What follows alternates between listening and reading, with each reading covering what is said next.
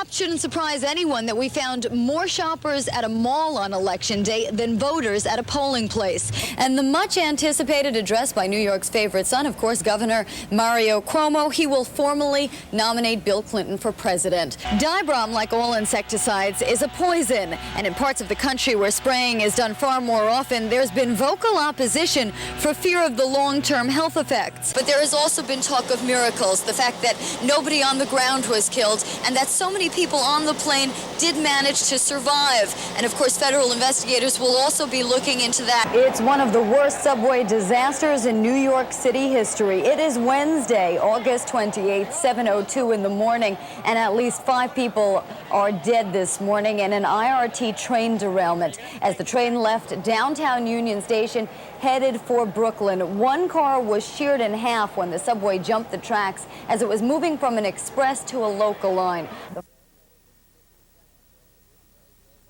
While today may have been Fisher's sentencing, it was Mary Jo Buttafuocos' day in court.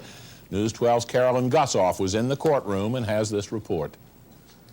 She burst into the news with a single gunshot, and now she exits the public stage with about as much subtlety. In a courthouse packed with the media and the curious, her parents and her victim, Amy Fisher, listened as the woman she shot finally got her day in court and asked for a 7.5-year sentence. To this day, she does not understand the harm she has caused. The tape shows her joking about having sex in jail. She talks about making money as a result of what she did to me. She seeks a red Ferrari as her reward for being in the public limelight, and even brags that all she will have to do is to serve 2 years, 9 months, and 1 week before she comes out on the street. With a bullet still lodged in her head, Buttafuoco is paralyzed on one side of her face, deaf in one ear, and says she's often in pain. All this damage by someone who still shows absolutely no remorse for her actions. I realized what I did was terribly wrong. I put Mrs. Buttafuoco and her children through so much pain. And for that, I'm deeply sorry. If I could take her pain away, if I could change everything, I would. She has as much, if not more, remorse than anybody I have ever seen.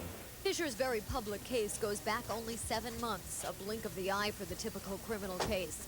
But then she never was the typical teenager, and this never was the typical crime. A prostitute at the age of 17, Fisher claims she had an affair with Joseph Buttafuoco and says he had a Svengali-like control over her. The alleged affair is detailed in her 17-page pre-sentencing report, and she's holding fast to her story. I did something that was so awful, and I wish I could take it back. It's also the truth. I had an affair with a married man, and it's also the truth that Joey knew of my intentions towards his wife, and he encouraged me.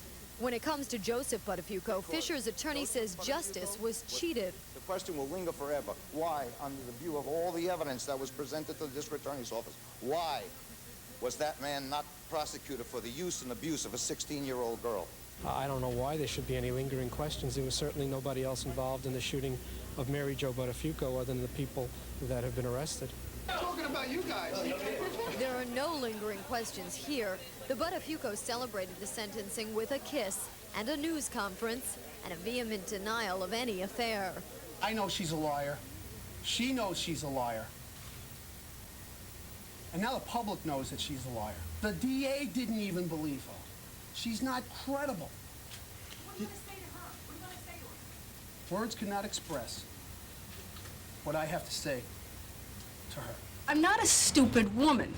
I feel like I'm an intelligent woman that knows what's going on in my own life. I'm 37 years old. I just know. I know what I live with. Everything that Eric Nyberg came up with is crap. Mary Jo stands by her husband and has choice words for the teenager dubbed Lethal Lolita. She's really pathetic. I have no respect for her, no like for her. She disgusts me, and so do her parents. But the last word on Amy Fisher is reserved for the judge, who, calling her a disgrace to society, sent her to jail for 5 to 15 years. Motivated by lust and passion, you are a walking stick of dynamite with the fuse lit. Human life is sacred, and only by fate did your acts fall short in taking the life of Mary Jo Buttafuoco. Sentencing is usually the final chapter in a criminal case, but in this case, that seems unlikely. There are movies and miniseries in the works, and then in just 5 years, Amy Fisher is eligible for parole. That may seem like an eternity to her, but it's not long enough for the woman whose pain will last a lifetime. In Mineola, Carolyn Gusoff, News 12, Long Island. With one bizarre mystery solved, police are now digging through John Esposito's home to see what other surprises they may unearth here. So far, they say they have found photographs and videotapes of children, but won't comment on their nature. Police dogs, meanwhile, are sniffing for bodies because police say they believe the underground vault where Katie Beers was kept was not built for her alone. The lead detective in the case suggests Esposito had a method to his madness. He works slowly, he gains their confidence, he showers them with gifts to include their families. But while law enforcement paints a portrait of a monster, Esposito's attorney says Katie Beers owes him her life. That without the cooperation of Mr. Esposito, this child possibly never would have been found. Prosecutors dismiss the notion that Esposito did anyone a favor. Mr. Esposito is being charged with taking her and abducting her against her will. And for whatever reasons, and I really can't go into them now, he held her for over 2 weeks. At this particular time, I think that really speaks for itself. The man who held Katie Beers for 16 days is now himself being held on $500,000 bail. According to police, he had built an elaborate prison for his captive. 10-year-old Katie was at times bound to a wall by a chain around her neck, handcuffed and able to see police searching for her through closed-circuit TV. Soundproof walls kept police from hearing her. The room lay beneath a bookcase. Police had to unbolt the bookcase, roll up the carpet, and lift a 200-pound slab of concrete to uncover the crawl space that led to the tiny cell where Katie was kept. This man, the head of Suffolk's Big Brother organization, rejected Esposito as a member and warned Katie's mother years ago that he fit the profile of a child molester. I happen to had a little more knowledge about his background, and I didn't think that this was a random incident. I knew that somebody had to be involved who knew her. Most children are abducted, the fact is, are abducted by people they know. Esposito's neighbors say he was a mystery to them before the arrest, and even more so now. I just hate coming home and, late at night and having that across the street, it's like weird. Make you frightened? Yeah, it does, exactly. Meanwhile, a criminal behavior expert with the FBI is now studying Esposito's secret cell, and he says it's reminiscent of the movie Silence of the Lambs, only in some ways worse. This is a much higher level of sophistication as far as being able to conceal it. And I tell you what, if somebody told you that room was in there and you went in to look for it, I'd put money on the line that none of you or I would be able to find that unless you almost tore that house apart. It is concealed so well. Police now say they'll take the house apart top to bottom, looking for clues and evidence of other possible crimes. Of course, they've done it once before, but that was before they knew that the actual bottom of the house was underground. In Bayshore, Carolyn Gusoff, News 12, Long Island. The nurses at Winthrop Hospital have named him Christopher, but everyone is calling him a survivor. The 5-pound boy was just an hour old when he was found abandoned beside this Garden City Park home, wrapped in towels inside a gym bag. Doctors say an hour longer in the frigid cold would have killed him. Blue, barely breathing, and with a body temperature so low it didn't even register on a thermometer. The newborn was brought here, where his progress is surprising even his doctors. I think the baby will do very well. I'm very encouraged at this point, and the progress that the baby has made since last evening, to me, is very encouraging in all aspects. The newborn was warmed by heating lamps and warm blankets, and although he's underweight, he's said to be out of danger. The folks who found him can also take some credit for saving his life. Hattie Lee Thomas is still shocked by the find. And then I felt very bad. I was very upset about it, because I never left my children alone. What do you think of the mother who left the baby? Well, I don't think she's too much of a mother. Whoever it was shouldn't even have a child if they're going to treat it like this. That's right. They should. All this birth controls and everything that you see on the news and how you prevent to have children, and they're going to do this. This is horrible. The shocking discovery has launched a police search for the baby's mother, but they admit they're starting from scratch. So far, we haven't been able to develop any information that would help us to find out who the mother of this child is. The baby was found adjacent to the Mineola High School yard, but students there don't believe there's any connection. I don't know of anybody who's pregnant in school. That's doubtful. It's somebody around the neighborhood. Regardless of the mother's identity, there are dozens of others lining up to adopt the baby. But Nassau Social Services says he'll be placed in foster care for 6 months to a year and can only be adopted if the mother or any other relatives are not found. And even if the mother is located, she may never get this baby back. Doctors here say it appeared as if she wanted the baby to be found. But police say if she's found, she may be charged with abandoning a child or even worse, attempted murder. In Mineola, Carolyn Gusoff, News 12, Long Island. Tell him, Democrats, read our lips. No second term. Democratic National Chairman Ron Brown set the stage for what would be a lively night of Bush bashing. And with speakers like Ann Richards, the governor of Texas, taking her pungent pokes, Democrats were feeling good. We're tired of hearing about the Reagan era. It's over.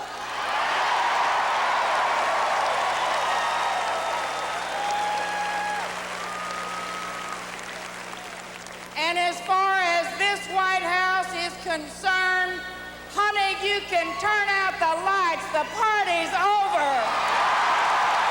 But just as the garden party is revving up for what most here believe is the best chance in years to win the White House, there's some dissension in the ranks among Jerry Brown supporters. They want their candidate, who has not yet endorsed the Clinton-Gore ticket, to be permitted to address the convention in prime time. Their discontent is only part of the subplot. The leader of the Black Caucus has said this is the last all-white ticket it supports. Georgia Governor Zell Miller tried to mend fences by spelling out the race issue in his keynote speech and launching a unified attack on a common enemy, Dan Quayle.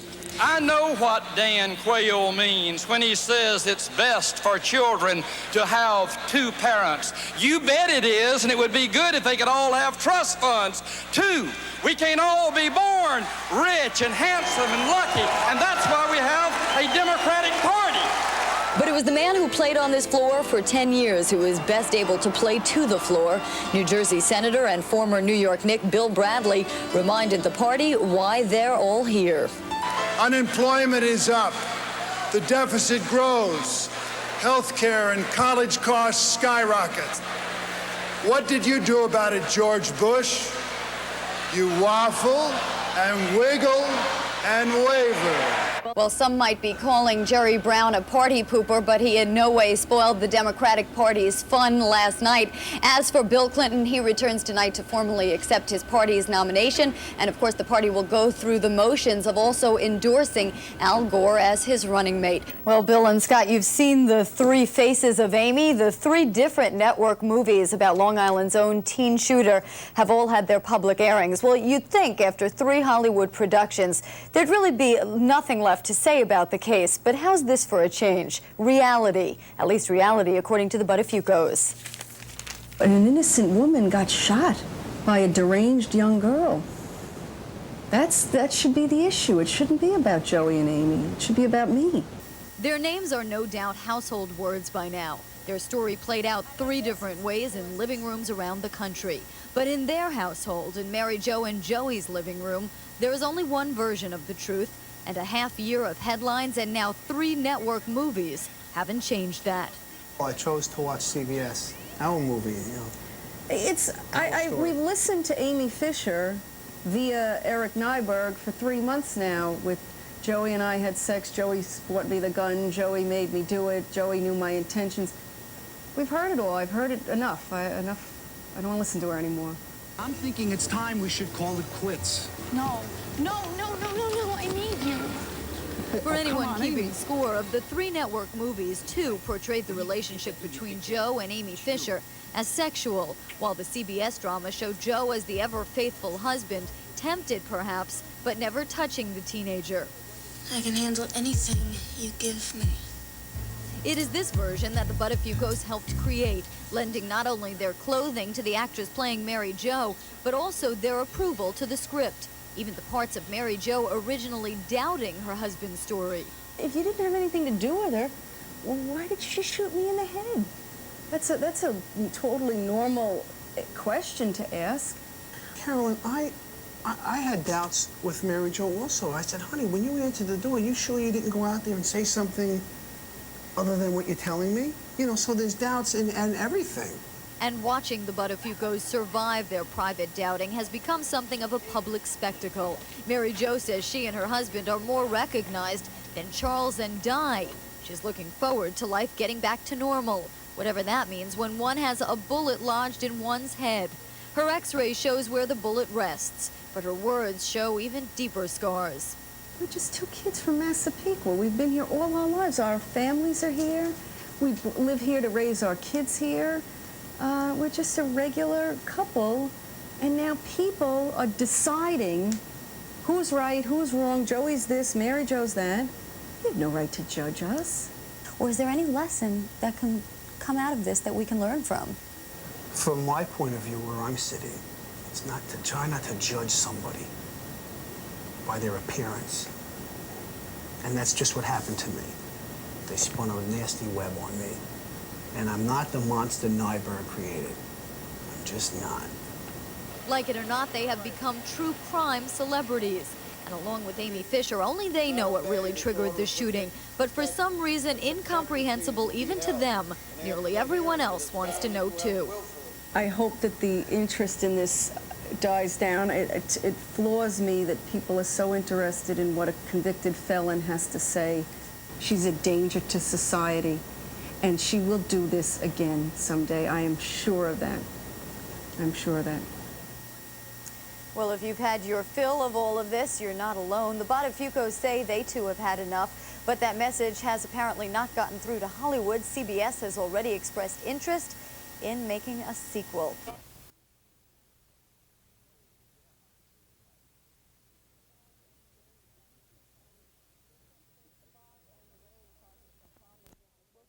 The fog and the rain causing some problems. We'll start first with the LIRR. For the most part, the trains are on or close to schedule. Problems with the 529 from Greenport due into Ronkonkoma about 6:30 this morning. They have some engine problems, therefore that train running about 90 minutes late. The LIRR is cabbing those passengers to get them to their destinations instead of taking the train this morning.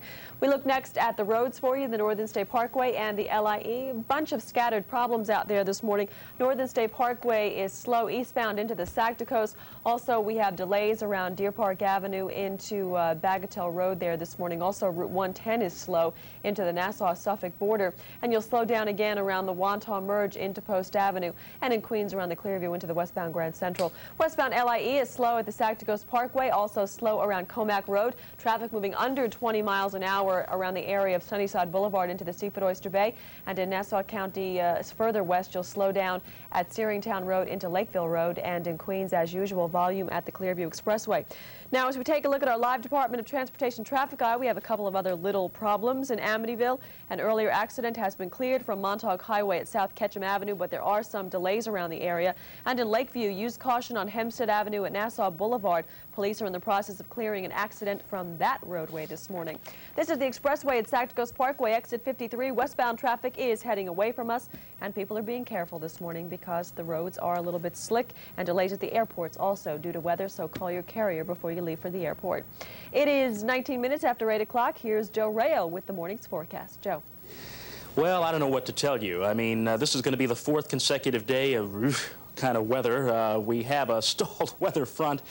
You know, if you have the day off today, if this is an extension of your weekend, what else can I tell you? We're going to have an extension of the dreary weather. This stalled weather front remains stalled along the eastern seaboard.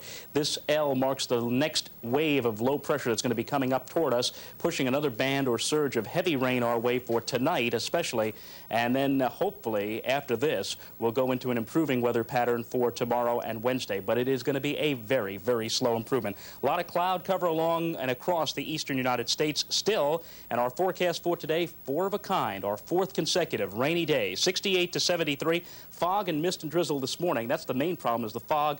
The rain will pick up later today and become steadier and heavier as we move into tonight. Here we go. More rain tonight, maybe a thunderstorm, 64 to 69, an additional inch or 2 of moisture for us. And again, stress that for tonight, heavy rainfall. And for tomorrow, well, we're going to start off with some rain, drizzle, and fog again, 70 to 75. Maybe a late-day thunderstorm. You notice we've got a few cracks in the clouds, maybe a glimmer of sun in a few areas perhaps by later in the day tomorrow. That's the best we can offer for improvement. And as we progress through the middle and latter part of the week, maybe a slow drying trend, and maybe by late Thursday or Friday, a day without any precipitation. Maybe. More news, sports, weather, traffic, and a whole bunch of other stuff right here at News 12. You stay with us.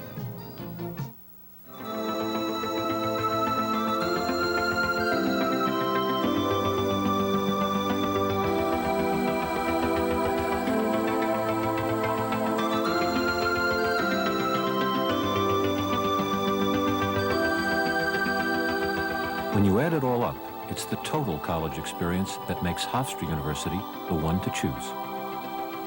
Hofstra University. Call 516-HOFSTRA. News 12 is brought to you by Hofstra University. We teach success.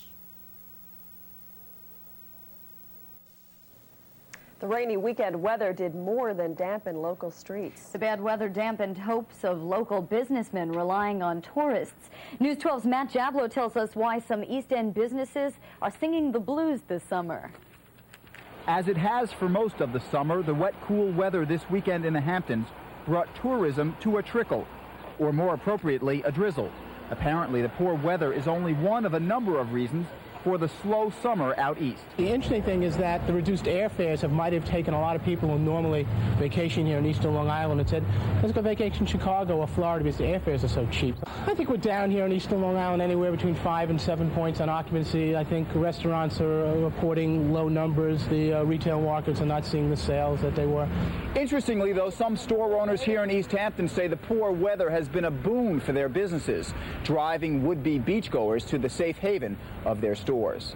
The worst day out here for me is when everybody's on the beach.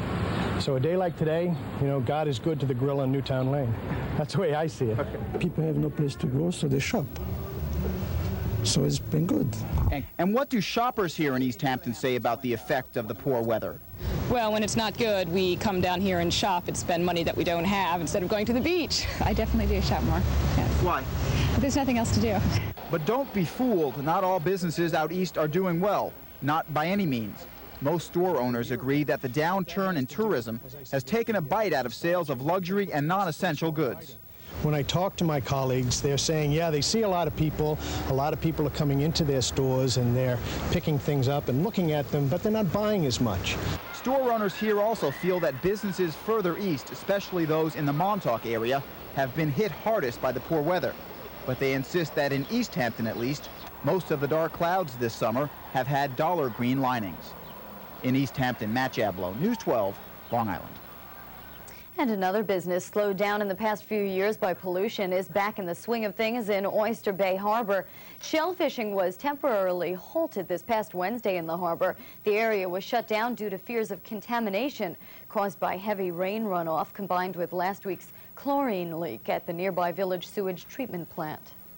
A bankruptcy court judge may have to decide the fate of the debt-ridden Daily News. Unions and creditors have not yet come to a takeover agreement with either Morton Zuckerman, the publisher of U.S. News and World Report, or Canadian press mogul Conrad Black. Union leaders and the paper's creditors plan to discuss today the bids made by both men. But if no agreement is reached, the decision may fall into the hands of a judge, as all parties involved are scheduled to appear in bankruptcy court tomorrow. And a party celebrating a booming business at the University Hospital at Stony Brook. It's the 11th anniversary of the hospital's newborn intensive care unit, and it was the reason to party yesterday. Families who have used the unit gathered for games and simply to celebrate the advances made in premature infant care. Doctors say multiple births and poor nutrition are the most common causes of early births. But those involved with the program say they have come a long way caring for the preemies. Improved the survival rates of the smallest babies from about 10% 15 years ago to about 90% now. Well, the Stony Brook Newborn Intensive Care Unit also provides medical care for any baby needing attention, not just premature infants. An even bigger party had the island's proud Polish residents hitting the streets of Riverhead. Well, the rain couldn't dampen the festivities of the 18th annual Polish Town Street Fair. Hundreds of people turned out to eat, drink, and be merry. On the menu of Polish delights, kielbasa, pierogies, potato pancakes, and beer. People attending the festival say it takes more than drizzle to keep them away from this polka party. We're all Polish. We're here to have a good time. We've got lots of spirit. We're here to support Polish community. The rain is not going to stop us. No way. And vendors at the fair also said the rain didn't put a damper on their sales either. Well, when will the skies close and the rain stop? Joe Rayo's coming up with the answer. But first, we have another look at sports, and it's up and away at the PGA Championship, and sometimes down and out. Details after this. Pass. This one looks like it's going to hang up. Doesn't place can break, doesn't it? Whoa! Enter the home of Hassett and Wantagh, the ultimate full-service automobile dealership, and discover what thousands of your Long Island neighbors already know, that you get something more with our low prices. You get even more than the best incentives, even more than award-winning service priced fairly. At Hassett, you get 73 full-time employees driven by one singular objective: your peace of mind. Hassett in nearby Wantagh. News 12 is brought to you by Hassett Lincoln Mercury Isuzu, Long Island's low-price giant. Well, he's paid the price for 17 years, and now he's finally won a major. But Nick Price had to rally to win the PGA Championship in St. Louis. Gene Sowers was the leader from day one, but yesterday he took a drink. His tee shot on 6 goes right in the water, and that opens the door for Price. He pars the first 10 holes, gets a couple of birdies with perfect putts, and takes the lead. Price wins by 3 strokes over Sowers, Nick Faldo, John Cook, and Jim Gallagher. In football, it's an awesome performance for Jets quarterback-to-be Browning Natl. He helps the Jets pack a punch yesterday against Green Bay. Natl looks pretty sharp. He gets a touchdown toss to Terrence Mathis in the second quarter to give the Jets a 10-7 lead. But then take a look at this. Natl is right on target to Rob Carpenter, and there's no touching him. He goes all the way for a 70-yard touchdown. The Jets beat the Packers 24-7 to improve to 3-0 in preseason. In sports shorts, the Giants beat the Cleveland Browns 16-7 on Saturday. The Jets and Giants butt heads this Saturday at the Meadowlands. And in auto racing, the old man of racing, Harry Gant, took another checker yesterday. 52-year-old Gant beat Darrell Waltrip to win the Champion Sparkplug 400 at Michigan International Speedway. All the races at Riverhead Raceway this weekend were washed out. Well, we'll have more of the morning's top stories just ahead. So stay tuned. News 12 continues right after this.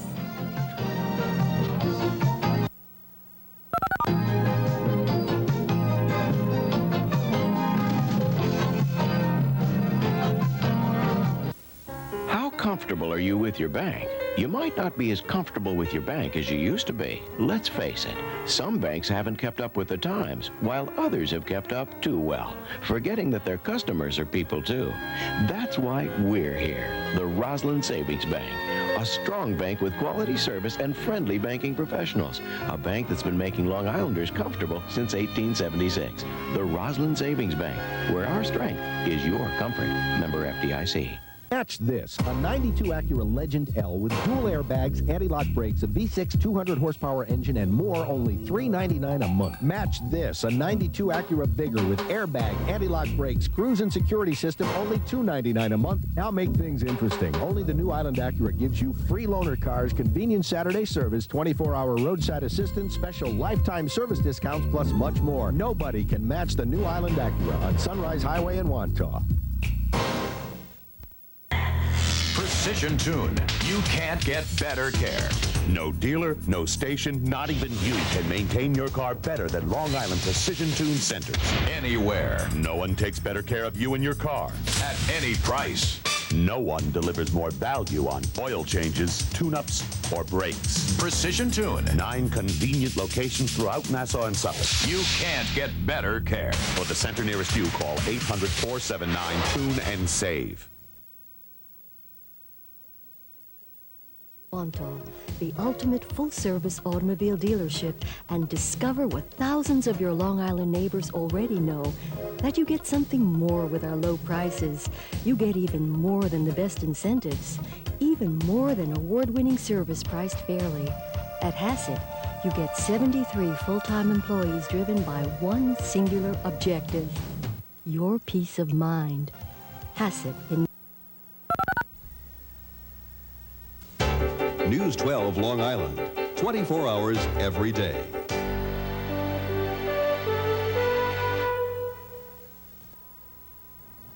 Well, the Grand Ole Party is gathered in Houston, set to nominate President Bush for 4 more years. Good morning, everybody. Our time right now is 8:30. I'm Lee Tyrell. Today is Monday. It's August 17th. We'll have another look at the island's traffic and weather just ahead. But first, as the Republican convention opens in the Lone Star State, these stories are in the headlines this morning. The White House says plans are being drawn up to attack Iraqi targets if Saddam Hussein interferes with UN weapons inspectors. But President Bush denies any political motivation to those plans. And Bill Clinton says he is behind the use of force against Iraq and is ready for any attacks the Republicans may launch his way in Houston. Those attacks are already beginning as the U.S. Treasurer used a speech to New Jersey's convention delegation to call Clinton a skirt chaser. Former New Jersey Governor Thomas Kean heads that delegation, and he calls the remark unfortunate. Here on the island, it's a day of good fortune for 6 of Nassau's finest as they're sworn into high-ranking positions in the police department. We'll have more of the day's top stories coming up, including word of a major shakeup in the Islanders' front office. The daytime edition now less than 30 minutes away, but before all that, another look at the morning commute on your way to work on this back-to-work Monday. 8:32 is our time. We're looking at the LIRR first. Almost all the trains are on or close to schedule this morning, except the 529 out of Greenport due into Ronkonkoma at 6:53. More problems. It's now running 2 hours late. Should show up in Ronkonkoma sometime before 9 o'clock, according to the LIRR. They're having some engine trouble there, and all the commuter lines, all the other commuter lines that were on or close to schedule. Northern State Parkway is still very heavy from the Sagticos in through Route 110 and the Nassau-Suffolk border.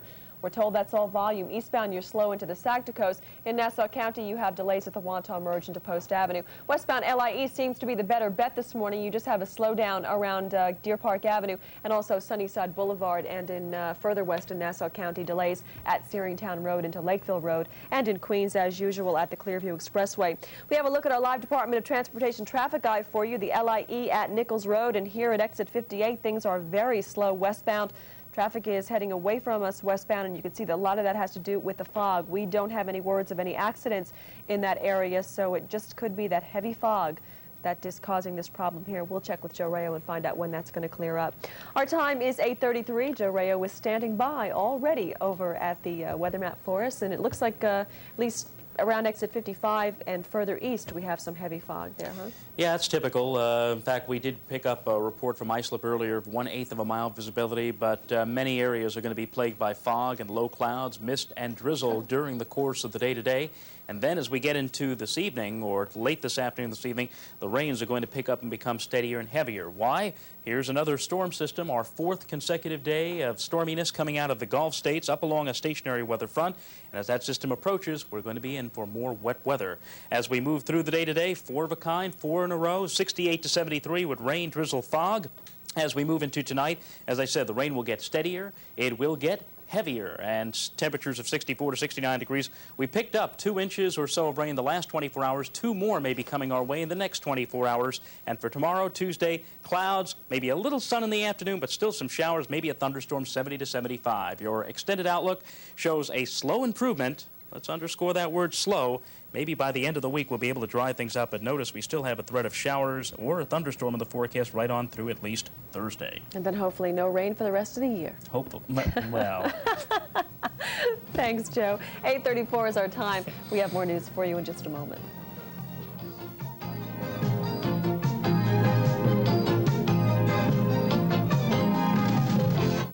News 12's Traffic and Weather Report is brought to you by your Long Island Lincoln Mercury dealers. Think smart. Think lease. Think Lincoln. Now for only $4.99 per month, drive away in the technologically advanced 92 Lincoln Continental. Or for the same low monthly payment, enjoy the room and comfort of the 92 Lincoln Town Car. So think smart. Think lease. Think Lincoln. See your Lincoln Mercury dealer today. Lincoln, what a luxury lease should be.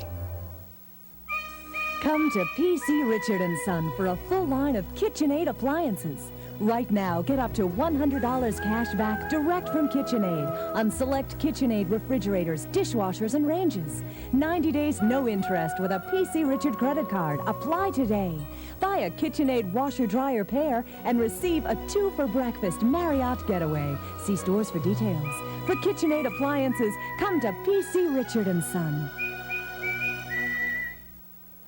It's showtime in Houston. And the Republicans are making themselves at home in the Dome. The Democratic Garden Party in New York propelled nominee Bill Clinton to a big lead in the polls. Well, now the Republicans are hoping their get-together in the Astrodome will help launch President Bush back toward the top. But as we hear from News 12's Bob Constantini, Long Island's delegates to the convention know turning the campaign around may be easier said than done. The New York State headquarters is all decked out, from the Hotel Heights banner to the Republican elephant made of chocolate. There is concern among the delegation that the elephant may be a little soft. And to have the president come out fighting, I think he's been too much of a gentleman, and I think he needs to come out swinging, and I'm sure he will. And with bad news showing the president is trailing even in his own adopted home state, there is worry that the election might slip away.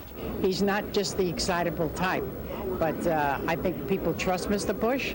Now, a year ago at this time, everybody was all on his side. There wouldn't have been no opposition to him whatsoever, and things change. The economy has hurt a lot of people. When people are hurting in their pocketbooks, they get very unhappy. And everyone has a wish list on that subject. For us in Suffolk County, clearly the inability of some of our businesses to get the kind of financing and get the revenues they need from banks to invest, those are problems I think that the president can address and will be addressing.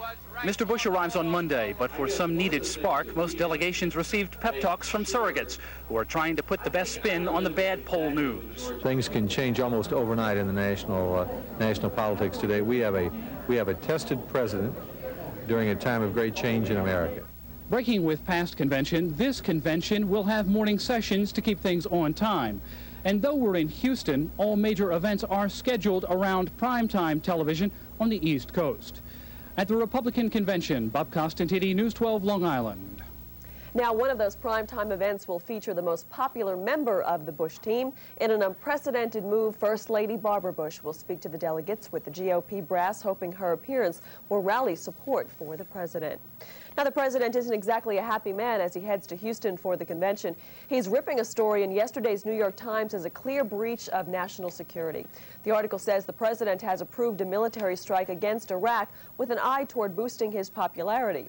Administration sources admit the United States is ready to bomb Iraqi targets if Saddam Hussein refuses to let a UN weapons inspection team do its job. However, the president denies his position has anything to do with politics.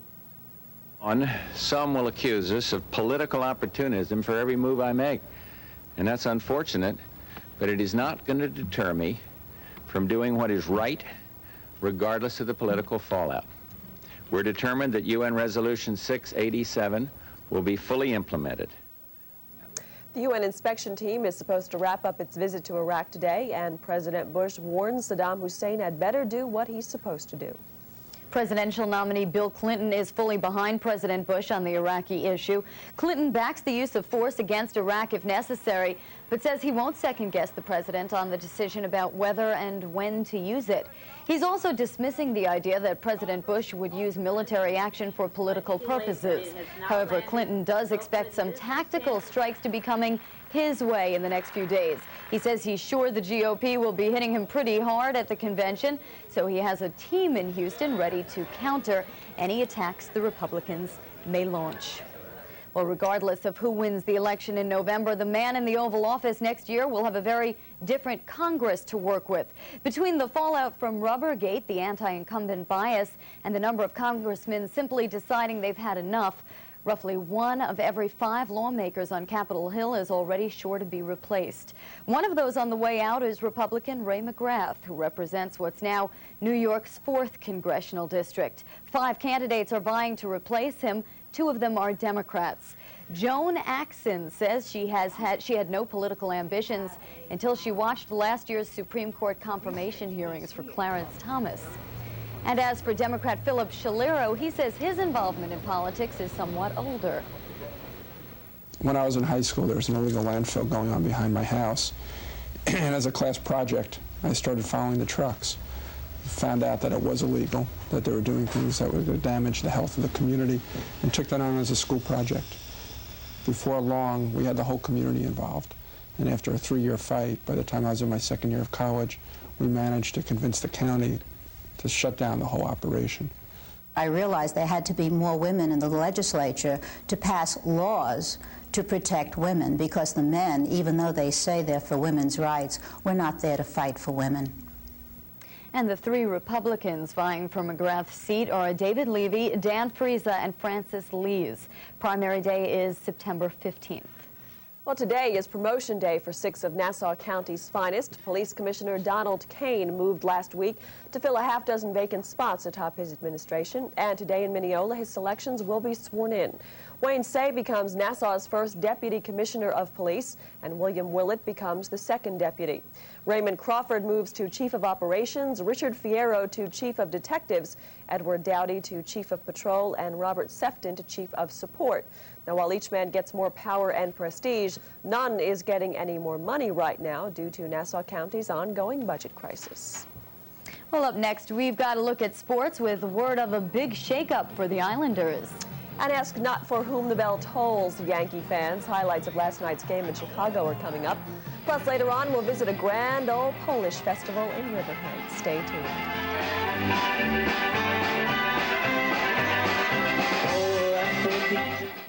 Your Nassau-Suffolk Mazda dealers give you more value for your money in family sedans. Thinking Camry? Think Mazda 626, a lot more family sedan that costs a lot less. Thinking Acura Legend? You haven't seen luxury until you test drive the all-new 929 at thousands less. Thinking Civic or Corolla? You'll find real value and features in the Protege for under $10,500 before rebate. Test drive the new line of Mazdas now at your Nassau-Suffolk Mazda dealers. Experience the quality you want for thousands less. Mazda, it just feels right. The most amazing thing about winning the $1 Million Gold MasterCard card at 7-Eleven is that while you get all the credit, MasterCard bills here, someone else gets the bill. People in Pueblo, Colorado can't say why they do things better than most. But could it be because Pueblo's the home of the Consumer Information Catalog? Could it be that they all wrote to Catalog Pueblo, Colorado 81009 for a free catalog and sample booklet? Nah. A big shakeup is planned for Long Island's hockey team, but just who is going to be in charge is unclear at this point this morning. The team has called a rare news conference for today, at which some reports say Bill Torrey, the only general manager in Islanders history, will be given the boot. Now, those same reports say former New York Ranger Don Maloney will take over as GM, with Torrey moving elsewhere in the Islanders organization. There's also word the Isles will be bringing Brian Trottier back to the island to take an administrative position with the team. But today's Newsday presents quite a different scenario, saying Cablevision chairman Charles Dolan is set to buy the team from the management group that bought it from John Pickett last year. Dolan reportedly would leave that management group in place, at least for now, but the report adds Dolan is also friends with Torrey and could leave him in the GM's post. The Yankees could use a shakeup of their own. They lost another one last night, getting their bell rung in Chicago. The White Sox shocked the Yanks in the 5th. Lance Johnson's solo slam gives the Sox a 1-0 lead. But what's so surprising? Well, that's only his 3rd homer in 1,897 career at-bats. Now, here's a guy that's used to swinging dingers. Danny Tartabull goes deep, way deep, 400 feet over, guess who? Lance Johnson. But that's it for the Yanks, as George Bell chimes a Sean Hilligus pitch to break a 1-all tie. The 3-run dinger gives Chicago a 4-1 lead, and they held on for a 4-2 win. The Yanks and Chicago go at it again tonight. Well, the mangled Mets were washed out yesterday, and they've got today off as well. But now the club's rash of injuries is even haunting former players. The Phillies' Lenny Dykstra breaks his hand sliding into first against the Amazing Saturday night. He's likely to miss the rest of the season. Well, as the morning edition continues, we'll tell you if the slick roads are affecting this morning's commute. And we'll also have the rainy island forecast from meteorologist Joe Rayo. Plus, later on, we'll tell you how the weather has put a damper on the East End's hope for a booming summer business.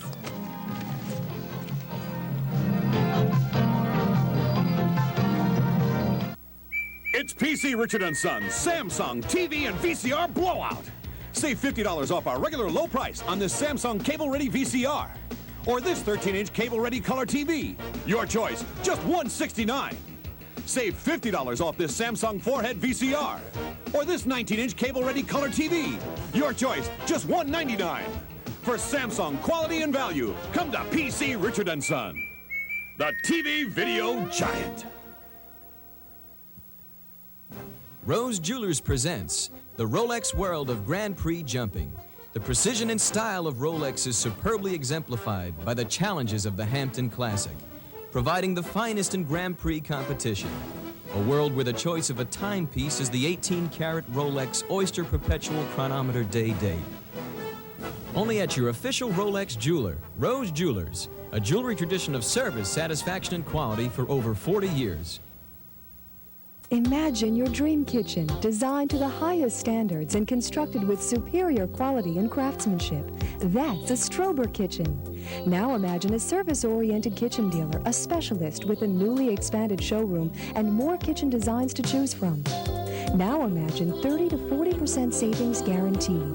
That's Strober Kitchen and Bath. Come in, take your time, and select your dream kitchen, and we'll help make your dream come true. Strober Kitchen and Bath. Hey, Long Islanders, if you love Long Island, you'll love to win one of the fabulous prizes in the I Love Long Island sweepstakes. A $100 gift certificate from Levitt's Furniture, a 2-night weekend stay from Eastern Long Island Campgrounds, a $100 gift certificate from Uline's Boat Rental and Marina, free admission to Old Bethpage Restoration or Mega Mammals at the Sands Point Museum, or a vacation guide from the Montauk Chamber of Commerce. Just send a postcard to I Love Long Island Sweepstakes, Box 444, Syosset, New York, 11791. Enter today.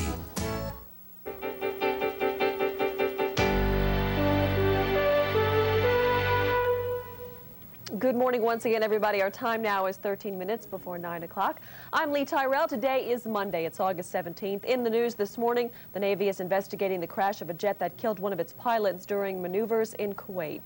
In Pittsburgh, the Post-Gazette is turning back the clock. Unable to publish since the driver's strike began on May 17th, the paper says that beginning tomorrow, it will use town criers to deliver the news on city street corners during lunch hour. And about a month ago, we told you about a 6-foot lizard that managed to get tangled in a car engine in Miami. Well, that huge lizard now has a new lease on life. He's been adopted by a Miami area filmmaker and will soon be appearing in a movie or two.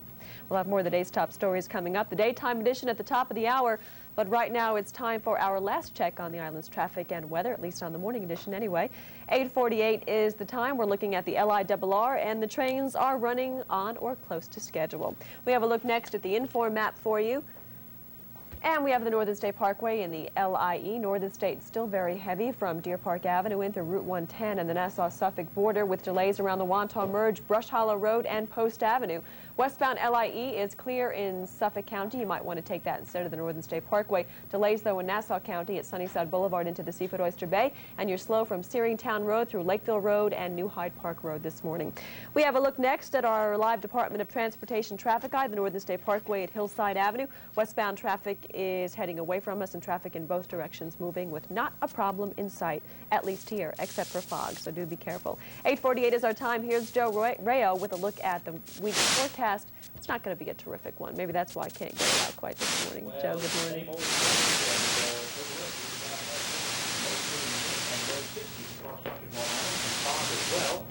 And oops, hold on for a second. I got to turn on my microphone. There you go. Testing 1, 2. All right. It doesn't really matter if you can hear me or not, because it's the same old story. I mean, you know, mid to low 60s, fog around the area, and you could see, look at this broad swath of clouds. Actually, this is so disgusting because look at this, out to the Midwest, Chicago, the Ohio Valley, beautiful sunny day. They have been enjoying day after day of sunshine while we have been stuck in the muck, so to speak, with this stationary weather front that's just been sitting here for the last 4 days. Speaking of 4, that's what we're going to put together, the 4th consecutive day of rain, drizzle, fog, 68 to 73 degrees, and then for tonight, we're going to have more rain, could be heavy at times overnight, up to 1 or 2 inches of rainfall, 64 to 69 degrees. Then for tomorrow, 70 to 75, more rain and shower activity, lingering clouds, maybe a thunderstorm. Still a chance for showers on Wednesday and even a chance for a late-day thunderstorm on Thursday. The very next chance we have of breaking out of this and getting into a dry weather day with no precipitation may not come until Friday. But then again, if you want to look at it from the positive point of view, maybe that implies or means that we may have some nice weather for a change on the weekend. You realize we've had, out of the last 16 weekends, at least 13 of them have had at least one or both days marred by rain or showers. Well, more news, weather, and traffic, and other good stuff, so you stay with us here at News 12. It's PC Richard & Sons Samsung TV and VCR blowout. Save $50 off our regular low price on this Samsung cable-ready VCR. Or this 13-inch cable-ready color TV. Your choice, just $169. Save $50 off this Samsung 4-head VCR. Or this 19-inch cable-ready color TV. Your choice, just $199. For Samsung quality and value, come to PC Richard & Son, the TV video giant. The rainy weekend weather did more than dampen local streets. The bad weather dampened hopes of local businessmen relying on tourists. News 12's Matt Jablow tells us why some East End businesses are singing the blues this summer. As it has for most of the summer, the wet, cool weather this weekend in the Hamptons brought tourism to a trickle, or more appropriately, a drizzle. Apparently, the poor weather is only one of a number of reasons for the slow summer out east. The interesting thing is that the reduced airfares might have taken a lot of people who normally vacation here in eastern Long Island and said, let's go vacation in Chicago or Florida because the airfares are so cheap. I think we're down here in eastern Long Island anywhere between 5 and 7 points on occupancy. I think restaurants are reporting low numbers. The retail markets are not seeing the sales that they were. Interestingly, though, some store owners here in East Hampton say the poor weather has been a boon for their businesses, driving would-be beachgoers to the safe haven of their stores. The worst day out here for me is when everybody's on the beach. So a day like today, you know, God is good to the grill on Newtown Lane. That's the way I see it. Okay. People have no place to go, so they shop. So it's been good. And what do shoppers here in East Hampton say about the effect of the poor weather? Well, when it's not good, we come down here and shop and spend money that we don't have instead of going to the beach. I definitely do shop more. Yes. Why? There's nothing else to do. But don't be fooled. Not all businesses out east are doing well. Not by any means. Most store owners agree that the downturn in tourism has taken a bite out of sales of luxury and non-essential goods. When I talk to my colleagues, they're saying, yeah, they see a lot of people are coming into their stores and they're picking things up and looking at them, but they're not buying as much. Store owners here also feel that businesses further east, especially those in the Montauk area, have been hit hardest by the poor weather. But they insist that in East Hampton, at least, most of the dark clouds this summer have had dollar green linings. In East Hampton, Matt Jablow, News 12, Long Island. And another business slowed down in the past few years by pollution is back in the swing of things in Oyster Bay Harbor. Shell fishing was temporarily halted this past Wednesday in the harbor. The area was shut down due to fears of contamination caused by heavy rain runoff combined with last week's chlorine leak at the nearby village sewage treatment plant. A bankruptcy court judge may have to decide the fate of the debt-ridden Daily News. Unions and creditors have not yet come to a takeover agreement with either Morton Zuckerman, the publisher of U.S. News and World Report, or Canadian press mogul Conrad Black. Union leaders and the paper's creditors plan to discuss today the bids made by both men. But if no agreement is reached, the decision may fall into the hands of a judge, as all parties involved are scheduled to appear in bankruptcy court tomorrow. And a party celebrating a booming business at the University Hospital at Stony Brook. It's the 11th anniversary of the hospital's newborn intensive care unit, and it was the reason to party yesterday. Families who have used the unit gathered for games and simply to celebrate the advances made in premature infant care. Doctors say multiple births and poor nutrition are the most common causes of early births.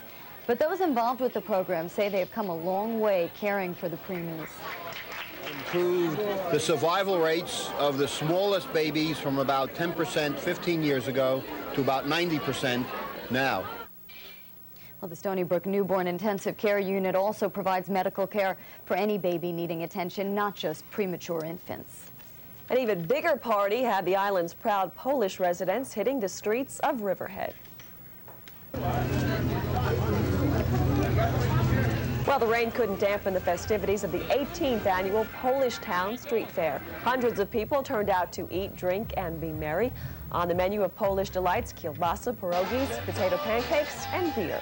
People attending the festival say it takes more than drizzle to keep them away from this polka party.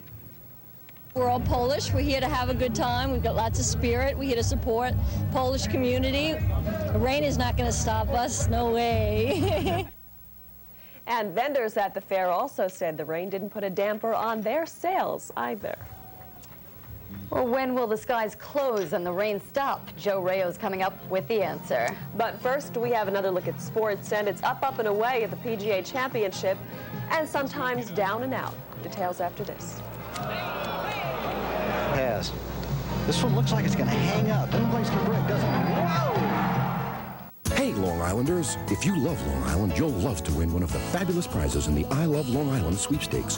A $100 gift certificate from Levitt's Furniture, a 2-night weekend stay from Eastern Long Island Campgrounds, a $100 gift certificate from Uline's Boat Rental and Marina, free admission to Old Bethpage Restoration or Mega Mammals at the Sands Point Museum, or a vacation guide from the Montauk Chamber of Commerce. Just send a postcard to I Love Long Island Sweepstakes, Box 444, Syosset, New York 11791. Enter today. Well, he's paid the price for 17 years, and now he's finally won a major. But Nick Price had to rally to win the PGA Championship in St. Louis. Gene Sowers was the leader from day one, but yesterday he took a drink.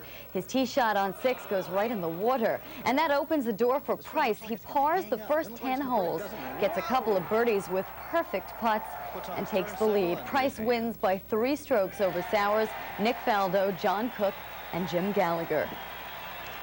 In football, it's an awesome performance for Jets quarterback-to-be Browning Natl. He helps the Jets pack a punch yesterday against Green Bay. Natl looks pretty sharp. He gets a touchdown toss to Terrence Mathis in the second quarter to give the Jets a 10-7 lead. Then take a look at this. Natl is right on target to Rob Carpenter, and there's no touching him. He goes all the way for a 70-yard touchdown. The Jets beat the Packers 24-7 to improve to 3-0 in preseason. In sports shorts, the Giants beat the Cleveland Browns 16-7 on Saturday. The Jets and Giants butt heads this Saturday at the Meadowlands. And in auto racing, the old man of racing, Harry Gant, took another checker yesterday. 52-year-old Gant beat Darrell Waltrip to win the Champion Sparkplug 400 at Michigan International Speedway. All the races at Riverhead Raceway this weekend were washed out. Well, we'll have more of the morning's top stories just ahead. So stay tuned. News 12 continues right after this.